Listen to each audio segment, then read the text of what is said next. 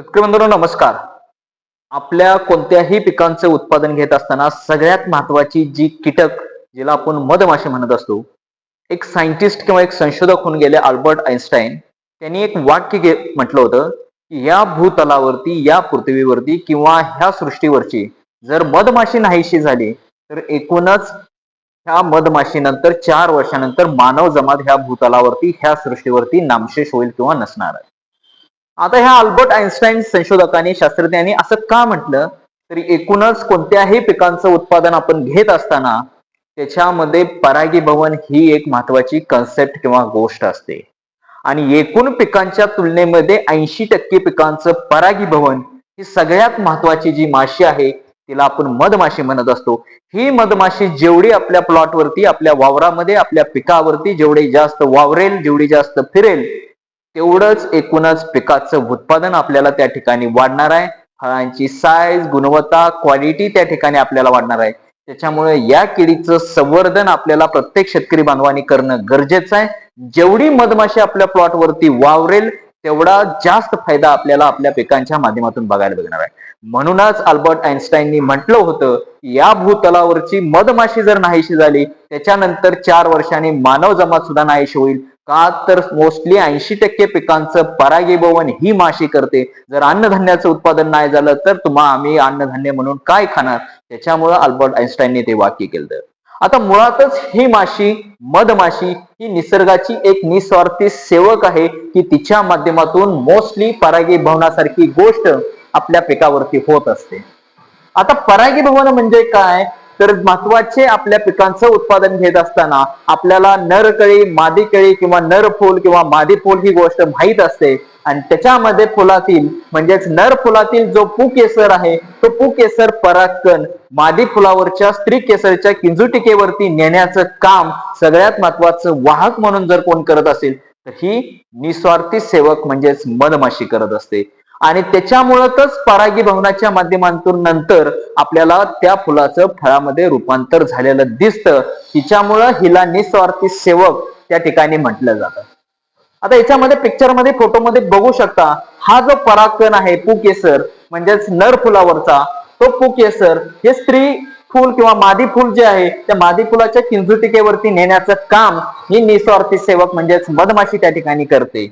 आता मुळातच ह्या मधमाशीचं महत्व, फायदे एकूणच आपल्या पिकावरती कोणकोणते असतात त्याच्यामधलं पहिलं फायदा एकूण पिकांच्या तुलनेमध्ये 80% पिकांचं पॉलिनेशन किंवा परागीभवन करण्यामध्ये सगळ्यात महत्वाचा जर रोल कोणाचा असेल तर या मधमाशीचा आहे. परागीभवनामुळे आपलं उत्पादन वाढतं. उत्पादनाबरोबर आपल्याला त्या पिकाची क्वालिटी, गुणवत्ता त्या ठिकाणी आपल्याला चांगली वाढते. एकूणच त्या फळामध्ये असणारं बियांचं प्रमाण असेल, फळांची संख्या असेल, फळांचा आकार असेल हे त्या ठिकाणी आपल्याला वाढलेलं दिसून येतं. जेवढे ती फुलावरती वावरेल तेवढे बेनिफिट आपल्याला त्या फळाच्या रूपामधून आपल्याला दिसणार आहेत.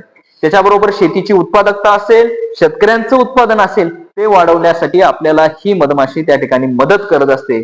आणि त्याचबरोबर फक्त परागीभवनच नाही तर शेतीबरोबर जे वेगवेगळे पूरक व्यवसाय जे की मधुमक्षिका पालन त्याच्या माध्यमातून मधाचं उत्पादन असेल ते त्या ठिकाणी आपण घेऊ शकतो. आता ऍक्च्युली मधमाशी परागीभवनाचं काम किंवा प्रोसेस कशी करत असते तर त्याच्यामध्ये मधमाशी जे आहे ते काय करत असते ते फुलातील मध त्याला आपण नेक्टर असं म्हणत असतो ते नेक्टर गोळा करत असते. आणि ती स्वतःच काम करत असताना त्या कामाबरोबर जी परागीभवनाची प्रोसेस आहे म्हणजेच नर फुलामधला जो परागकण आहे त्याला आपण पुकेसर असं म्हणत असतो तो पुकेसर मादी फुलावरती नेण्याचं काम आणि किंजुटिकेवरती सोडण्याचं काम ही माशी करत असते.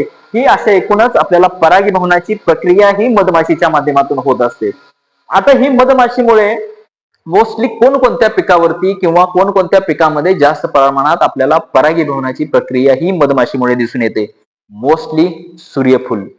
गेल्या कित्येक वर्षापासून आपण सूर्यफुलाचं उत्पादन घेत असतो पण हल्ली आपल्याला ते उत्पादनामध्ये घट झालेली दिसून येते. आणि ज्या ठिकाणी मधमाशीचा वावर जास्त आहे, ज्या बांधावरती आजही मधमाशीचे पोळे आहेत अशा ठिकाणी आपल्याला उत्पादन वाढलेलं दिसून येतं. पण ज्या ठिकाणी मधमाशीचा वावर कमी आहे, ज्या ठिकाणी मधमाशीचे पोळे कमी आहेत अशा ठिकाणी आपल्याला कोणत्याही पिकाचं उत्पादन आपल्याला कमी झालेलं दिसून येतं. मग अशी कोणती पिकं आहेत त्याच्यामध्ये सूर्यफुलामध्ये जास्त प्रमाणात मधमाशीचा वावर झाला तर एकूणच सूर्यफुलातील बीज धारणा आहे ते आपल्याला त्या ठिकाणी वाढत असते.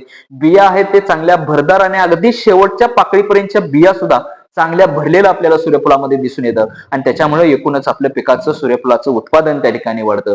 मोहरीमध्ये शेंगांची संख्या वाढण्यासाठी असेल, बियांचं प्रमाण वाढण्यासाठी असेल आणि सगळ्यात महत्वाचं मोहरी हे असताना तेलवर्गीय पीक आहे, त्याच्यामुळे तेलाचं कंटेंट किंवा ऑइल कंटेंट आपल्याला मोहरी पिकामध्ये वाढतं. ते मधमाशीमुळे आपल्याला त्या ठिकाणी वाढलेलं दिसून येतं. जे बदाम आहे ते बदामामध्ये चांगली फळधारणा असेल, फळांची गुणवत्ता असेल आणि आकार असेल ते वाढायला आपल्याला त्या ठिकाणी मदत होते. सफरचंदामध्ये सुद्धा फळांची संख्या असेल, आकार, रंग, गुणवत्ता वाढण्यासाठी मधमाशीचा आपल्याला त्या ठिकाणी फायदा दिसून येतो. अगदी डाळिंब असेल, आंबा असेल त्याच्यामध्ये सुद्धा फळांची साईज, गुणवत्ता, फळाची एकूणच बियांची संख्या, वजन आपल्याला मधमाशीमुळे त्या ठिकाणी वावरल्यानंतर, परागीभवन झाल्यानंतर, फळधारणा झाल्यानंतर आपल्याला त्या ठिकाणी फायदे दिसून येतात. कलिंगडामध्ये सुद्धा फळधारणा असेल, फळांचा आकार असेल, फळांची गोडी असेल त्या ठिकाणी वाढतं.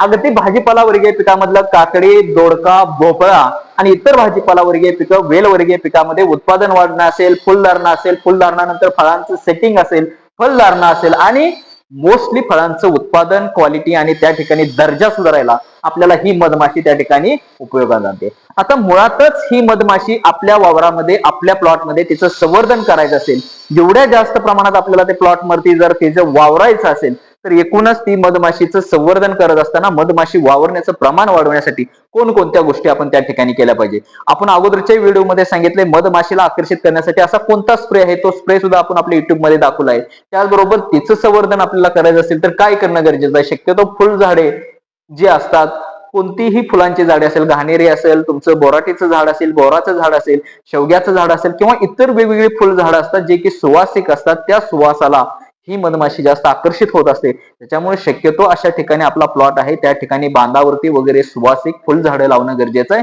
जेणेकरून मधमाशी त्या ठिकाणी आकर्षित होईल, त्या मधमाशीचा वावर आपल्या प्लॉटवरती राहील.